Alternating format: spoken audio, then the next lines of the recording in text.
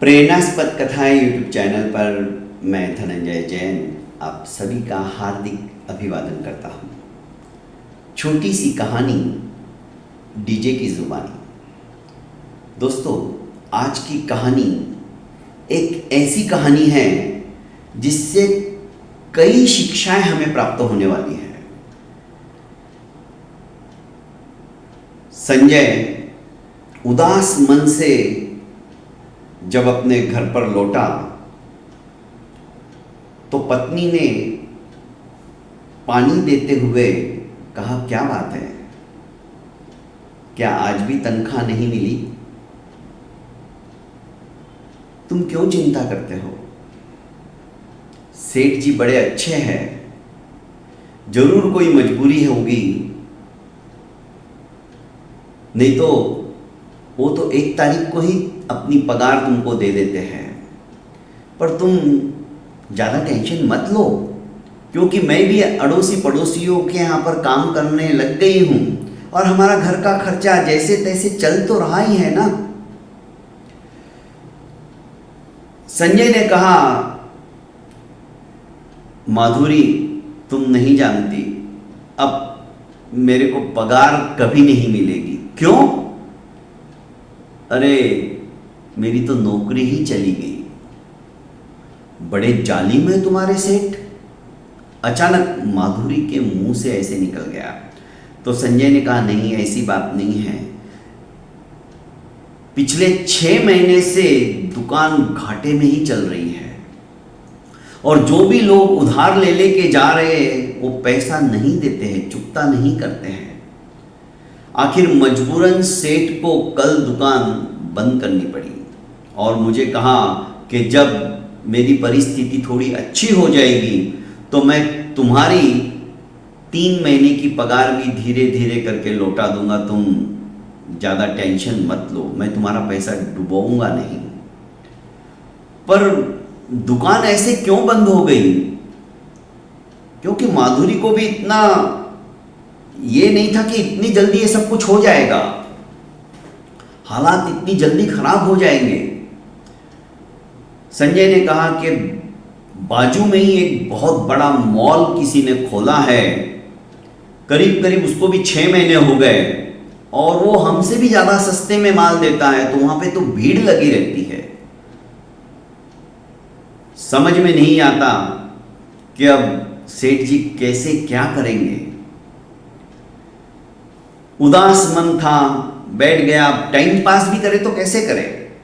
इधर सेठ अपने घर के बरामदे के ऊपर आकर बैठे तो उनकी पत्नी भी नजदीक आई और सेठ जी के उस उदासमय चेहरे को देखा तो बोल उठी, क्या बात है, आज तो कुछ बहुत ज़्यादा ही उदास नजर आ रहे हो। सेठ ने अपनी दुकान की सारी चाबियां अपनी पत्नी को देते हुए कहा कि लक्ष्मी, ये सब अब तू संभाल, क्योंकि मैं दुकान तो हमेशा के लिए बंद करके आया हूं। अब दुकान में कुछ भी नहीं बचा है। दुकान पर गिराई तो गई, माल जो भी था वो भी उधार दे दिया, तो उधार जिनको दिया वो पैसा दे ही नहीं रहे। मुझे तो चिंता खाए जा रही है कि बिटिया की अब शादी कैसे करेंगे, क्योंकि पायल अब बड़ी हो गई है, समझदार हो गई है, उसको अच्छे घर में रिश्ता भी हमने तय कर लिया है और 3 महीने के बाद हमें शादी भी करनी है। शादी के लिए मैं पैसा कहाँ से लाऊं? मैंने तो सोचा था ये दुकान ही मैं गिरवी रख दूंगा, चलती हुई दुकान है भाई, कोई भी गिरवी ले लेगा। पर अब तो दुकान ही बंद हो गई। पर तुम चिंता मत करो, मैं कहीं ना कहीं से तो कुछ ना कुछ तो जुगाड़ कर ही लूंगा। मुझे मेरी बेटी की चिंता तुमसे भी ज़्यादा है। और उनके आंखें छलक पड़ी। पायल पीछे से सब कुछ सुन रही थी। वो आई भागी भागी और कहा कि पापा आप चिंता मत करो, लड़के वालों को फ़ोन करके कह दो कि अभी फ़िलहाल 5-6 महीने हम ये शादी रोक देते हैं, उसके बाद में करेंगे। नहीं बेटा, हमारी इज्जत का कचरा हो जाएगा। और लक्ष्मी को उन्होंने कहा कि देखो, ये बात किसी को मत कहो कि हमने दुकान बंद कर दी है, बड़ी बदनामी होगी, लड़के वाले रिश्ता कहीं तोड़ ना दे, मुझे तो ये चिंता खाए जा रही है। लक्ष्मी ने कहा नहीं, ये चाबियां अब मैं मंदिर में भगवान जी के चरणों में रख देती हूं, अभी वो ही इसे खोलेंगे। माहौल गमगीन सा हो गया था। इधर संजय सोचने लगा क्या करूं। दूसरे दिन सवेरे, क्योंकि टाइम पास नहीं हो रहा था, वो सीधा सेठ जी के घर पे जाके पहुंच गया। सेठ जी ने जैसे ही संजय को अपने घर में आते हुए देखा तो बोला कि अरे तुम क्यों आ गए, क्या तुम्हें मेरे पर विश्वास नहीं रहा? मैंने कहा ना तुम्हें कि तुम्हारा पैसा, तुम्हारी जो तनख्वाह है 3 महीने की, मैं धीरे धीरे करके जब अच्छे दिन आ जाएंगे मैं चुका दूंगा, मैं ऐसा आदमी नहीं हूं। नहीं नहीं सेठ जी, आप क्या बात कर रहे हो, मुझे तो रोज सवेरे सवेरे दुकान की चाबियां लेने की आदत है घर से, और दुकान खोलने की आदत है, तो मैंने सोचा घर पे बैठ के मैं क्या करूंगा।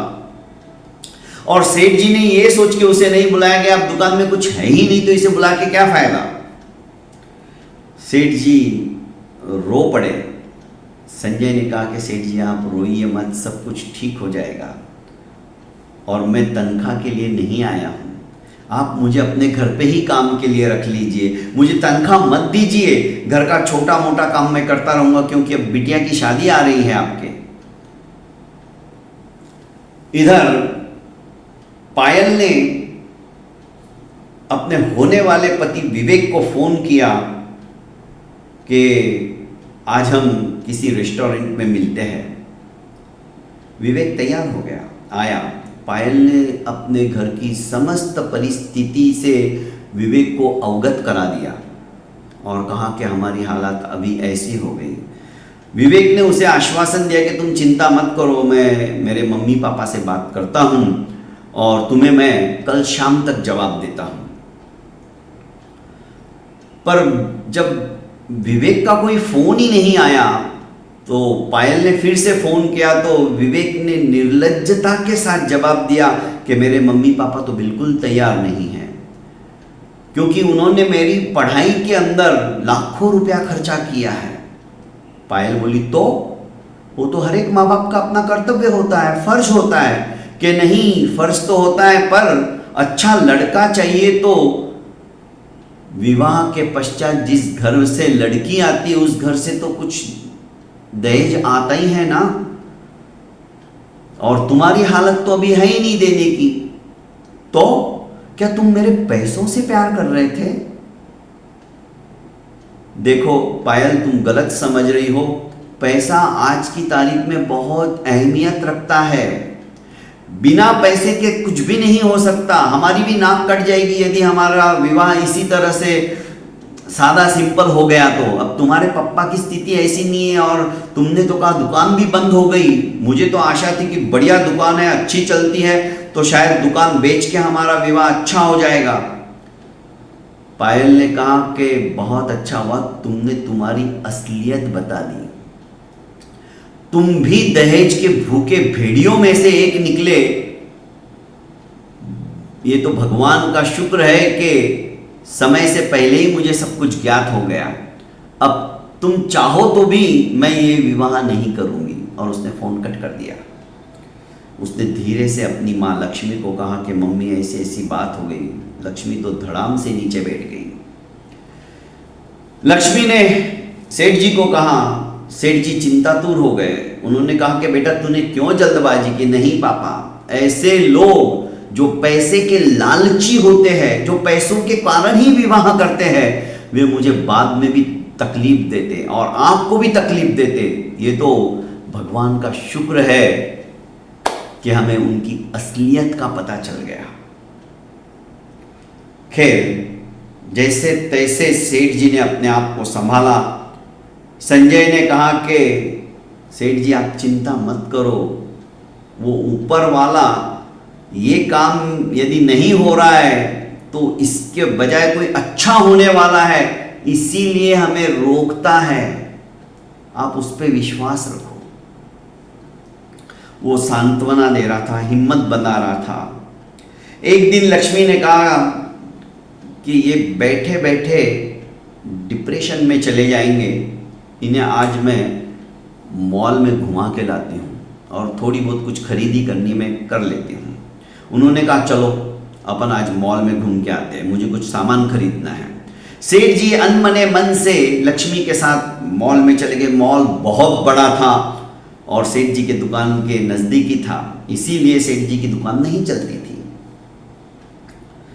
लक्ष्मी एक बेंच के ऊपर उन्हें आराम से बैठा कर बोली कि तुम भीड़ भाड़ में परेशान हो जाओगे, तुम यहाँ बैठो, मैं खरीदी करके वापस यहाँ पे आती हूँ।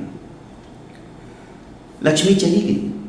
इतने में सेठ जी के कंधे पे एक हाथ लगा तो सेठ जी ने पलट कर देखा तो उनका बचपन का दोस्त मनोहर था। अरे तू यहां क्या कर रहा है? कुछ नहीं यार, पत्नी के साथ आया था, उसे कुछ खरीदना था इसलिए यहां बैठा हूं। अरे बाकी कैसे, तू तो सब जानता है, पता नहीं ये मॉल ही किसने खरीदा, मेरा दुश्मन है, कौन है, मन तो करता है उसका मुंह तोड़ दूं, उसकी वजह से मेरी दुकान बंद हो गई और दुकान बंद हो गई तो लड़की की शादी नहीं हो रही, रिश्ता टूट गया। तुझसे क्या छुपाऊं यार, बचपन के दोस्त थे। अरे इतनी बड़ी बात हो गई और तूने मुझे फोन तक नहीं किया, बताया तक नहीं, तू दोस्त है या क्या है? छोड़ यार, तू बता तेरा कैसे चल रहा है और क्या कर रहा है आजकल? नहीं नहीं, बात को बदल मत, चल पहले उस का मुंह तोड़ के आते हम दोनों मिलके। क्या बात करता है तू? लक्ष्मी भाभी की चिंता मत कर, मैं उन्हें सूचना दे देता हूं कि वे आराम से निश्चिंत अपना काम करके घर पे चली जाएंगी, तेरे से मेरे को बहुत जरूरी काम है। दोस्त था, दोस्त को तो मना नहीं कर सकता था। उसने रिसेप्शन पे जाके अनाउंसिंग करवा दिया और अपने दोस्त को, मतलब सेठ को लेके मनोहर मैनेजर के कैबिन में आया। मैनेजर को बोला कि आज से ये जैसा कहे इस मॉल में उनके आदेश की पालना तुम्हें करनी है, ये इस मॉल के मालिक है। उसने कहा ठीक है जी। सेठ सोच रहा था ये सब क्या हो रहा है, कौन है, क्या है मैनेजर, ऐसे कैसे क्या एक्सेप्ट कर रहा है इसकी बातों को। फिर अपनी कैबिन में लेके गया, वहां पर सेठ के मम्मी पापा की फोटो थी और दूसरी तरफ सेठ और मनोहर की फोटो थी। उसने कहा आज से इस मॉल का मालिक तू है। मेरे ऐसे 12 मॉल हैं, पर तेरी दुकान छोटी और मैं तुझे हमेशा बोलता था कुछ बड़ा सोच यार, इस दुकान से निकल, पर तू सुनने को तैयार नहीं था। तो मैंने 11 फ्रेंचाइजी तो अलग अलग शहर में मेरे नाम से कर ली है और ये 12वीं फ्रेंचाइजी तेरे नाम से रजिस्टर कर लिए 6 महीने पहले। बस तेरे दस्तखत करने बाकी रह गए, बाकी सब कुछ कागज तैयार है। और हाँ, चिंता मत कर, तुझे कोई फ्री में नहीं दे रहा हूं, तेरे ऊपर कोई एहसान नहीं कर रहा हूं। आराम से ये मॉल अब अच्छा चलने लग गया है और बहुत ज़्यादा प्रॉफिट में है। मेरे ख्याल से 6 महीने का प्रॉफिट इतना हो गया है कि तेरी तो आधी किश्त तो इसी में चुक जाएगी और अगले 6 महीने मॉल तेरा खुद का हो जाएगा, जगह के साथ में, माल के साथ में। पर मैं तेरा ये एहसान, अरे क्यों तू ऐसी फालतू की बातें कर रहा है? ये कोई मैंने एहसान नहीं किया है तेरे ऊपर, तू मेरा दोस्त है, मैं कैसे क्या भूल जाऊं। सेठ के तो आश्चर्य का ठिकाना ही नहीं रहा है, ये सब कैसे हो गया। और उसने अपने दोस्त को रोते रोते गले से लगा लिया। और हाँ, यदि तुझे मेरा एहसान ही चुकाना है ना, तो जो मैनेजर बैठा है ना, और कोई नहीं, मेरा बेटा है और तेरी बेटी से 3 साल बड़ा है। यदि तू सचमुच में एहसान चुकाना चाहता है तो अपनी बेटी का हाथ मेरे बेटे के हाथ में दे देना अब तो सेठ और ज्यादा रोने लग गया क्योंकि उसका सारा टेंशन ही समाप्त हो गया था। दोस्तों, दोस्ती हो तो ऐसी होनी चाहिए, और सच्चे मन से नेक कर्म यदि हम करते चले जाते हैं ना, तो भगवान थोड़ी सी परीक्षा जरूर लेता है, पर उस परीक्षा के पीछे हमारा हित ही अंतर्निहित होता है। अब सेठ के खुशी का पारावार नहीं रहा। घर पे आते उसने लक्ष्मी को सारी बात बताई। लक्ष्मी और पायल दोनों खुश हो गए। उसने तुरंत संजय को फोन किया कि संजय तुम आ जाओ, और उसको असिस्टेंट मैनेजर, उस मैनेजर के नीचे का मैनेजर बना दिया। तो दोस्तों, ये होता है दोस्ती। ऐसी यदि हो गई तो याद आता है भगवान कृष्ण और सुदामा की दोस्ती। आज के जमाने में भी ऐसे दोस्त जरूर है। बस निस्वार्थ भावना से यदि हम अपनी दोस्ती निभाते चलेंगे ना दोस्तों, जीवन का बेड़ा पार हो जाएगा। बहुत बहुत धन्यवाद, प्रणाम। आपको ये मेरी कहानी कैसी लगी, कमेंट बॉक्स में अपना अभिमत जरूर अभिव्यक्त कीजिएगा, और ज़्यादा से ज़्यादा अपनों को शेयर जरूर कीजिएगा, ताकि ज़्यादा से ज़्यादा लोग इस प्रेरणास्पद कथा यूट्यूब चैनल में जुड़े, और इससे जो भी मानधन मुझे हजारों में मिलता है वो मैं सब की सब HIV पॉजिटिव बच्चों के लिए डोनेट कर देता हूँ। उनको पूरे साल का अनाज हम हमारी संस्था की तरफ से देते हैं। QR कोड आपके डेस्कटॉप के ऊपर ही है, फाउंडेशन का ही QR कोड है, डायरेक्ट अकाउंट में जाएगा, और जैसे ही आप कुछ राशि अनुराशि भेजते हो उसका स्क्रीनशॉट जरूर मुझे भेज दीजिए, ताकि आपको रिसिप्ट मैं दे सकूं, क्योंकि हमारी इस कंपनी को, हमारी इस संस्था को, हमारी इस फाउंडेशन को गवर्नमेंट के द्वारा ATG भी प्राप्त हो गया है। अर्थात आप जो भी डोनेशन देते हो उसका आपको इनकम टैक्स बेनिफिट मिलता है। वो टैक्स बेनिफिट के लिए ही सही आप मुझे उस स्क्रीनशॉट भेज दीजिएगा, ताकि मैं आपको रिसिप्ट बनाकर भेजूं, और ज़्यादा से ज़्यादा लोगों को जरूर जोड़िएगा। बहुत बहुत धन्यवाद।